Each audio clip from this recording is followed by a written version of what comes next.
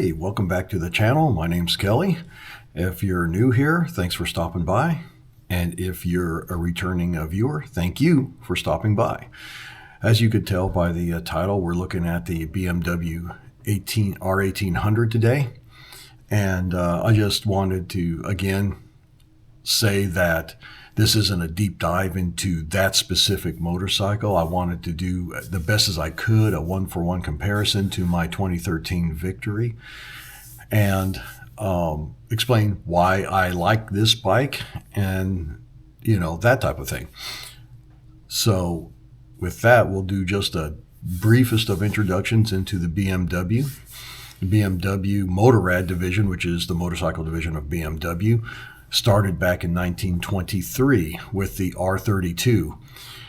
The R32 was where you see that flat twin, also known as the boxer engine design on a motorcycle, I believe for the first time.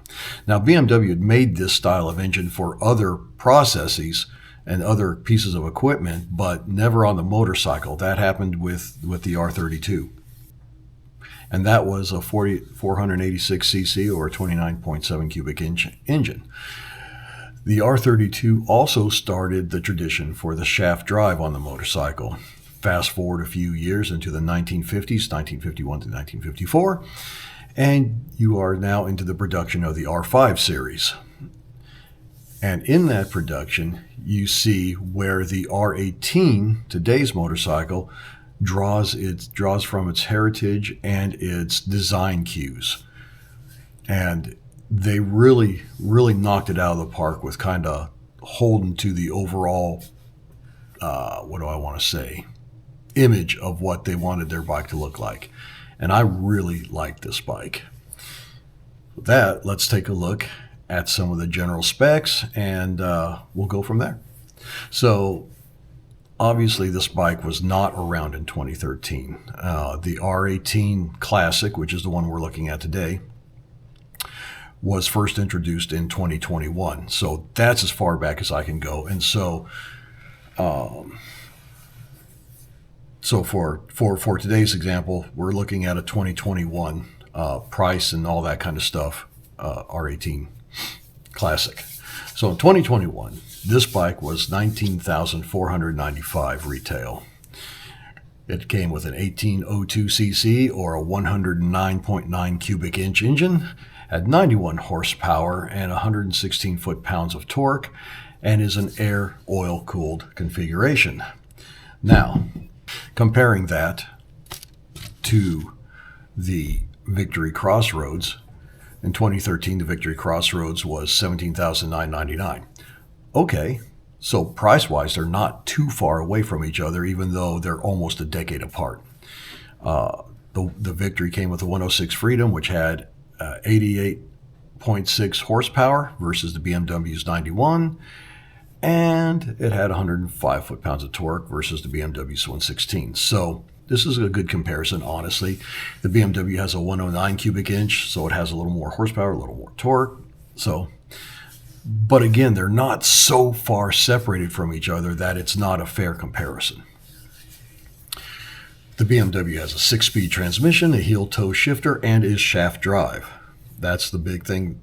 Like the California, like the Moto Guzzi California, the shaft drive is probably one of the bigger things that separate the BMW from the Victory, because the Victory's built. The braking is exactly the same as the Victory. Dual 11.8 inch rotors up front, a single 11.8 inch rotor in the back, and has ABS as the standard thing. Now, I believe this ABS is at least semi-linked. Now, this is something that was really weird that I came across on the BMW. When I was looking at storage space, I seen anywhere from 17 on one website to 21 on another for gallons of storage space for the Victory. BMW's site says 4.1 gallons of storage. And even if that's just one saddlebag, you double that, that's 8.2. That seems awfully small to me. So I don't know. These third-party websites, they give you a lot more information than like the actual dealer sites, but I sometimes wonder how accurate that is. And this is one of those question marks that I have. 8 gallons of storage, really? That it? I don't know, maybe. 4.2 gallons of fuel versus Victory's 5.8. I could not find a dry weight on this motorcycle anywhere, but its wet weight is 805 pounds, so it's a chunky boy or girl, jugs. And these stats were coming from Web Bike World. So take that for what you will. So, what attracted me to this motorcycle? Well, there's a few things that attracted me. One is this bike is so unique, so very unique. Start off, let's look at the jugs. There's two big, massive cylinders sticking straight out from the side of the engine. This is the largest boxer engine that BMW's making. They stuck it on their motorcycle. You got 900 cc's of pistons just slinging side to side. That's gotta every reviewer that I've heard said that gives this bike a super unique character. This thing just wants to sling you over on the side, and it's a special ride. It's a very special ride. And the other thing, I gotta say, the Boxer engine is a good design, and here's why. Those heads sticking straight out, they're getting all the air and they're getting cooled. Whereas with the V-twin, the front cylinder is getting cool, and this has historically been a problem, but the rear cylinder, it gets super hot because it doesn't get any cooling. So that's why they have to come up with different cooling mechanisms for the V-twin. But with the Boxer, I mean, both cylinders are just out there, out in the open, getting air flowing across them all the time. The bad part about that is because they are sitting out there, you don't have the stretch out room that, say, a traditional V-twin will give you, like a Harley or a Victory or something like that. I can put highway pegs on my crash bars on my Victory and then be able to just kind of kick my legs out and kick back. You can do this on the Boxer, but you're going to be resting your legs up on top of the cylinder heads instead of, just kind of more at a reclining angle. Your legs are going to be almost straight out in front of you. But they do sell attachments that go on the BMW where you can, just kind of kick your legs up on the cylinders and just go for the ride. The BMW also has crash protection. There's lots of things that you can still add to the BMW to make it more comfortable. Now then, the other thing is that it's shaft driven. I've never ridden I've not ridden this bike, and I want to so badly. And the shaft drive is something that's very prominent, that they're very proud of. They don't make any effort to hide it or cover it up behind a panel. They leave it wide open. It's got, it's polished. I think it's either nickel or chrome.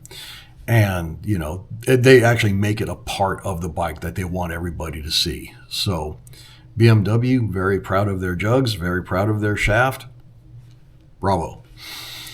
There's another thing that really attracted me to this bike, and I think it's something that should be on every heavy cruiser, and that is it comes with a reverse gear.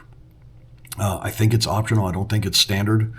If you buy a BMW, you go to their bike builder and you get the premium package, then you get heated grips and you get all kinds of stuff, and the reverse gear is also part of it. And the reverse gear, the way it works is you reach down under the seat on your left side and you flip it to basically reverse.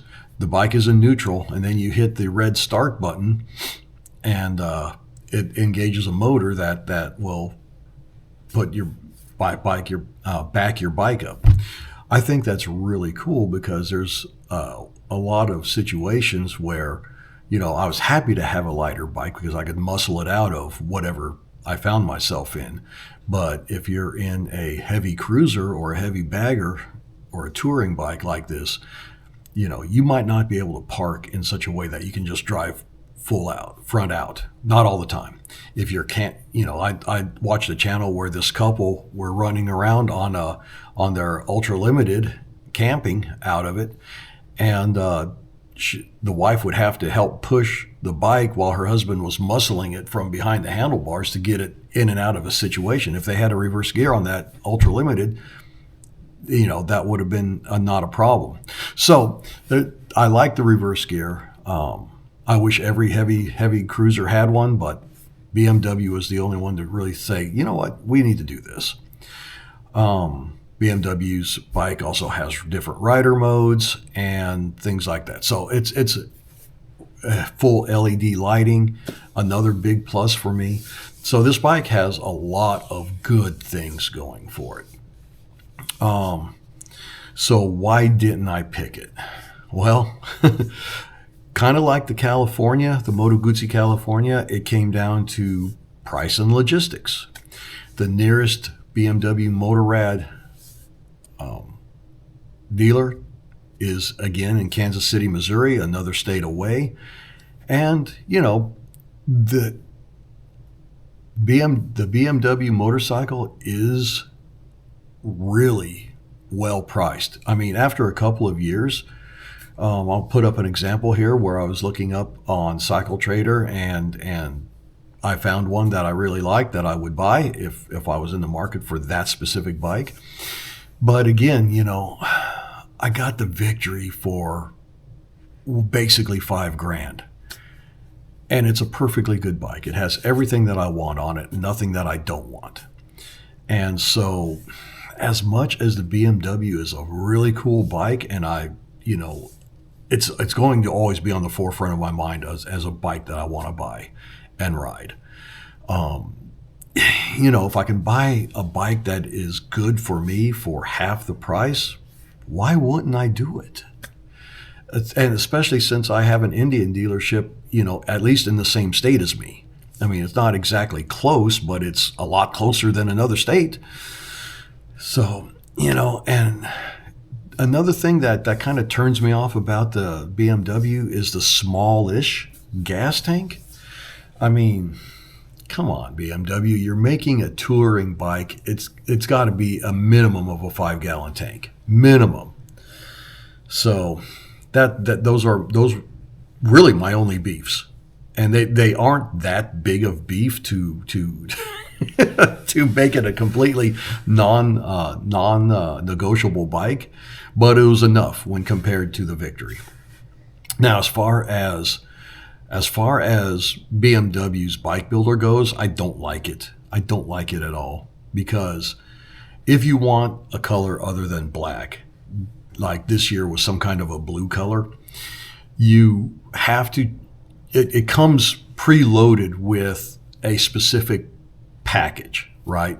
And you can't break that package apart. You find it very difficult to customize your bike if you want the premium color.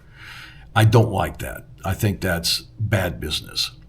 So I would not get a 2025 BMW just for that reason. I don't like being locked in and being forced to go down a single road. What I would do is like the bike that I showed you, was I would buy a red one. That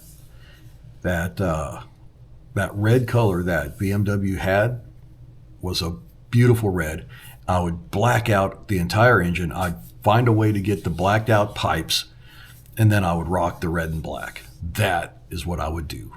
But for that, you can't buy a 2025. They don't offer you a red in the 2025. You got to go back a couple of years to where they did offer the red. But these bikes don't have a lot of mileage. For whatever reason, people buy them, they try them, they don't keep them. I don't know, maybe because of the logistics of a dealership not being nearby. BMW is noted for its quality craftsmanship, its fit and finish, and things like that. So, I have read on forums where they've had different problems with, this, that, but that's with any bike. Anything that's produced is going to have some issues. Nothing is perfect. But BMW's reputation for quality is really almost second to none. So why these bikes aren't seen more? Probably because of the weirdness of the boxer engine. Americans are used to a V-twin, and so you get this big boxer engine with these big jugs hanging out, and you can't stretch your legs out like in a recliner. I would imagine that all plays a part into it. The only other thing that I have a concern with the BMW, I don't have a concern with the fit and finish. Like I was saying, these are beautiful bikes. They're crafted well.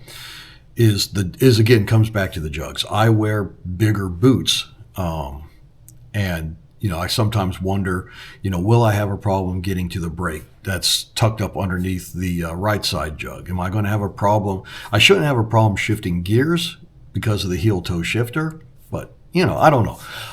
Again, I haven't ridden it, so I'm just speculating. I want to ride one, though. I really, really want to test ride one just to see if I actually would like it or not.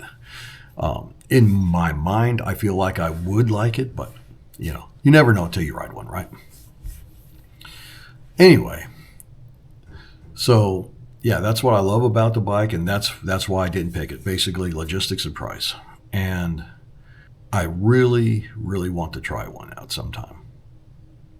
But with that, Victory takes the victory once again because of features. It has what I want with nothing extra, and the price. The price is just too good to pass up.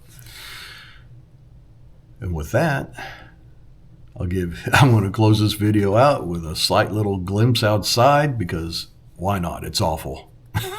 For those of you who are able to ride, wow, awesome, great. For me, it looks like it's going to be a while longer yet. I've got one more comparison video that I want to make, and then after that, if I'm still not riding, I'll probably just go quiet for a while because honestly, I just really want to ride. These comparison videos, these talking head videos, they're okay, but they're not my favorite thing to do. Anyways, talk to you guys later. Take care of yourselves out there.